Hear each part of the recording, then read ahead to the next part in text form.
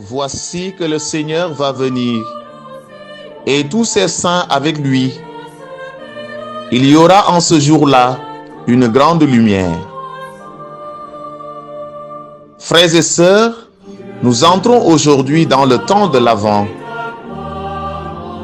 On peut bien se demander qu'est-ce que le temps de l'Avent? On désigne ainsi le temps liturgique qui sépare le dimanche le plus proche du 30 novembre, appelé premier dimanche de l'Avent, du jour de Noël et qui dure 4 semaines. Le mot Avant vient du latin adventus, qui veut dire venu, avènement. En parlant du temps de l'Avent, de quelle venue s'agit-il?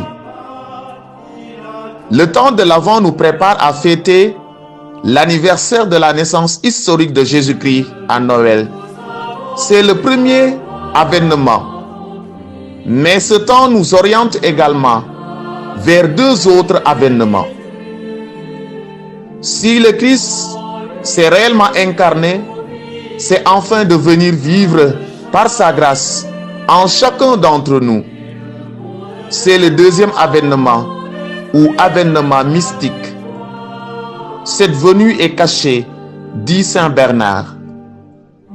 Seuls les élus la voient au fond d'eux-mêmes et leur âme est sauvée. Selon ce que dit le Seigneur lui-même, si quelqu'un m'aime, il gardera ma parole et mon Père l'aimera et nous viendrons à lui. Ce 2e avènement est comme la préparation du 3e, l'avènement eschatologique, c'est-à-dire le retour de notre Seigneur Jésus-Christ à la fin des temps.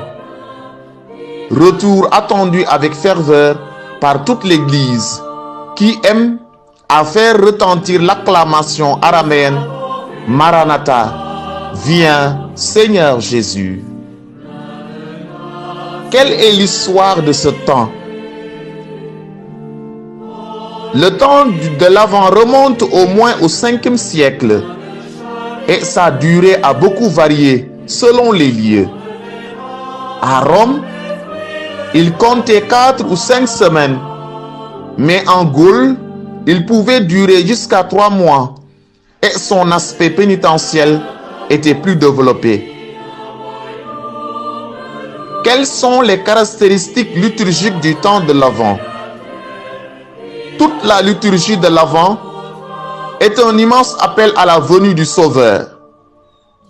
L'Église, en reprenant les aspirations et les appels des anciens justes, des prophètes et de Saint Jean-Baptiste, nous invite à nous préparer à cette triple venue. Mais comment?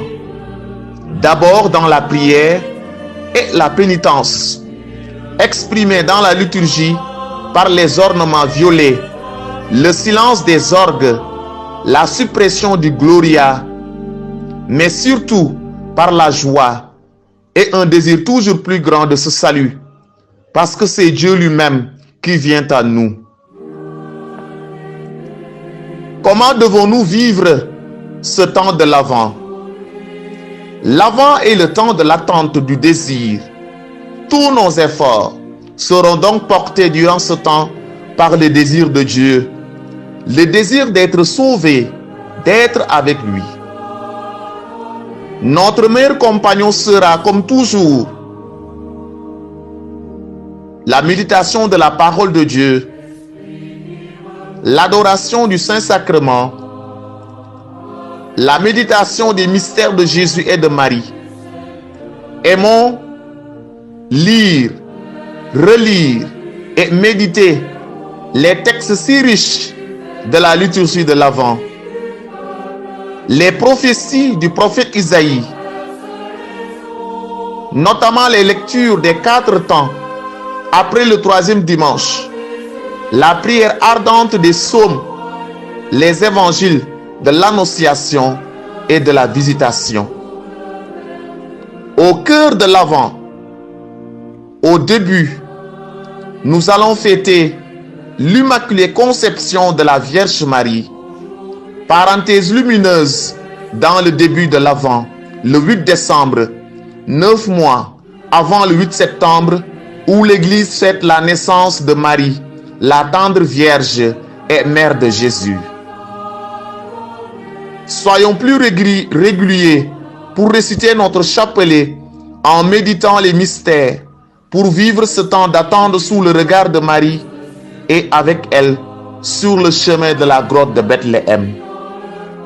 Ô Jésus, vivant en Marie, venez et vivez en vos serviteurs et servantes, dans l'esprit de votre sainteté, dans la plénitude de votre force, dans la perfection de vos voies, dans la vérité de vos vertus, dans la communion à vos mystères. Exercez votre domination sur toute puissance ennemie dans votre esprit à la gloire du Père. Ainsi soit-il.